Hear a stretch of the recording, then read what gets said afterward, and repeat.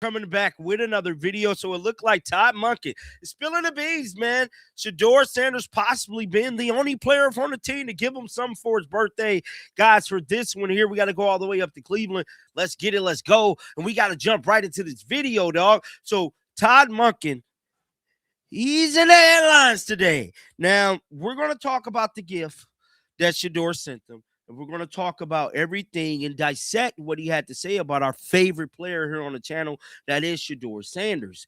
Now, yesterday when he did his press conference during the NFL Combine, he spoke about Shedeur Sanders having elite playmaking ability, something that is God-given. You know, the type of elite playmaking Shedeur could do in game-winning situations, you only see people like Tom Brady, Michael Jordan, LeBron James, the greats, the GOATs, have this ability. That's why us over here in Shedeur land know the profound impact Shedeur Sanders could do with a football in his hand. When it's 2 minutes left on the clock, who you want in the game? Dylan Gabriel, Deshaun Watson, or Shedeur? And I'm here to tell you, give the damn ball to Shedeur. And Todd Monkin knows that definitively. He let us know he knows that. Now, with him saying that, y'all know the Cleveland media ain't the best friends of Shedeur, you know, so they gonna try to dissect and do what they do because we know what they like to do. And what they like to do is everything in their power to basically try to not highlight any positivity regarding Shedeur Sanders' football ability. Now, for whatever reason they do this, I don't know. But you would think they'll be a little bit more humble because it's their quarterback. But just like I always say, man, they try to do everything in their power to take all the greatness from Shedeur.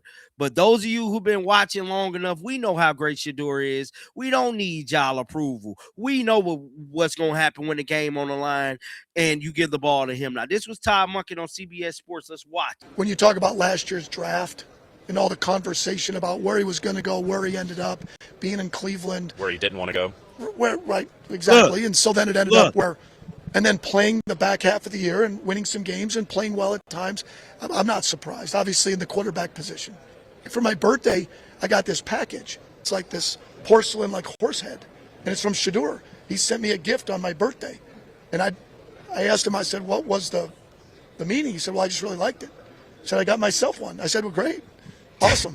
I put it between all the Cleveland helmets and put it up there for him to see when he comes in the office. He's come in about 3 times, and we've had a chance to talk a little bit. And Shedeur had been in the office 3 times talking to Todd Monkin, bro. What his offseason schedule is going to look like and where we go from here. Bro, he been to the office 3 times already. Think about that, bro. Think about that. I'm telling you right now, they can say what they want to say.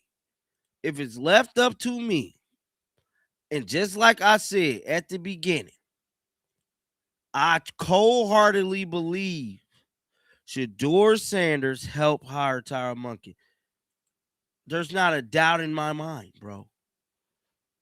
Shedeur Sanders is going to be the starting quarterback for the Cleveland Browns, despite the controversy, because we got to report on it, man, because that's what's coming out. Sure it can. I think what you see is elite playmaking ability. That's in it. You've seen it. We've seen it. You saw it in college. You saw it on tape last year. Sure, there's a ways to go, but what rookie isn't? I mean, what first-year player doesn't have a long way to go? So I'm excited to get started with him and all of our quarterbacks and all of our players. Sure it can.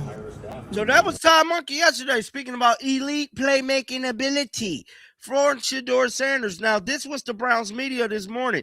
Y'all remember when I was telling y'all Todd Monkin might have got himself in a pickle speaking so highly about Shedeur? Look at I know it's refreshing to not hear the same answers over and over and over again. But it's only the offseason, and it's only February.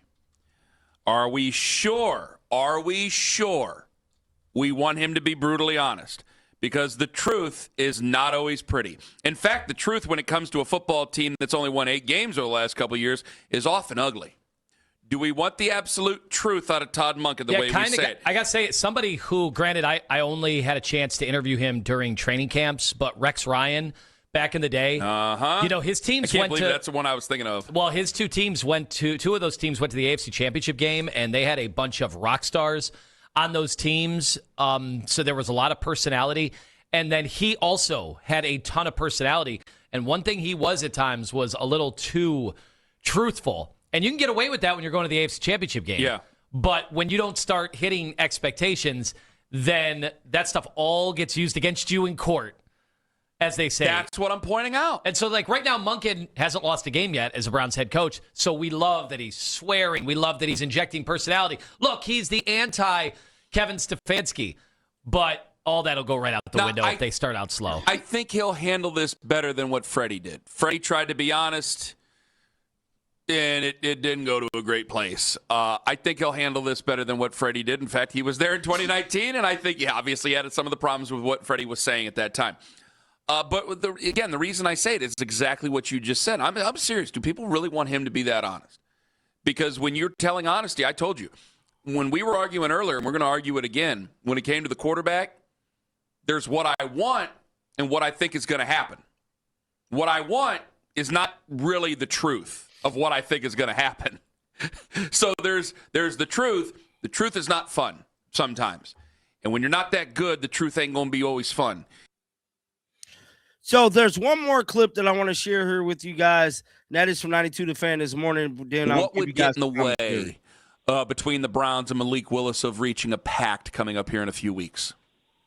Well, there are a lot of things going on with the Malik Willis situation, and we've talked about them a little bit even on this show, and that, that's the fact that he's going to be highly coveted in free agency. He's the top quarterback on the market. The Miami Dolphins, other teams are going to be pursuing him. He's also represented by Deshaun Watson's agent, and he's also going to make a ton of money. So it's probably not on the top of David Mulugheta's list, his agent's list right now, to put him in Cleveland, but that doesn't mean it cannot happen. Once you start negotiating, once you start talking numbers, everything changes. What would get in the way between the Browns? So it's looking like they're serious about this whole Malik Willis thing, man. And I feel like at this point, if they get any other quarterback, it wasn't on Todd Monken. I believe Todd Monken is very pleased with Shedeur Sanders, Deshaun Watson, and the current situation of the Browns. I think them wanting to get another quarterback is Jimmy Haslam and Andrew Berry and maybe the front office at this point. Judging off everything that I've been seeing and hearing from Todd Monken, he's been showing the utmost towards Shedeur Sanders, and I feel like if it was left up to me and I could put my money on it, it ain't him that want to get Malik Willis. It ain't him that want to go get Todd Simpson. It's just not him. I believe he's comfortable with Shedeur, and he's telling us all that he is. He ain't lying. He's telling us all that he is. It ain't Todd Monken, bro. It's Andrew Berry and it's Jimmy Haslam, dog. Get down in the comment section. Let me know y'all thoughts about this. Make sure y'all keep them bills on because I got some more big time news coming out. I'm telling you right now, this news that I just heard, I heard it while I was making this video, but I'm going to drop it for y'all, and it's big. Till next time, man, shake the haters off. I'm out of here, bro. Peace out.